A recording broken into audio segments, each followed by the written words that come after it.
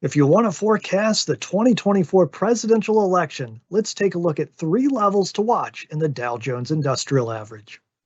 The first level to keep an eye on is 35,820. That is the October close in the Dow in 2021, 3 years before Election Day of 2024.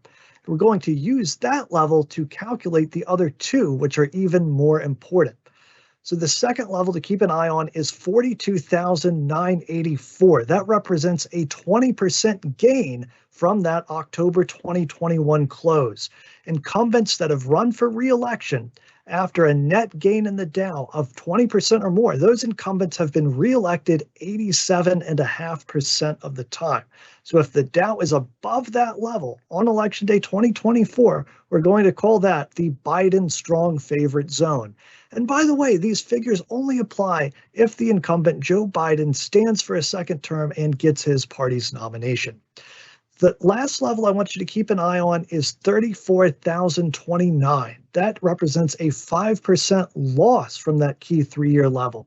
Incumbents that have run for re-election with a 5% loss in the Dow or more, those incumbents have been ousted 80% of the time. So if on Election Day 2024, we've got a Dow reading below 34,029, we're going to call that the challenger strong favorite zone.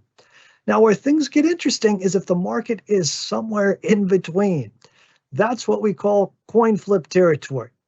In those cases, the incumbent and the challenger have won roughly an equal amount of time. So if the Dow's between 34,029 and 42,984, flip a coin.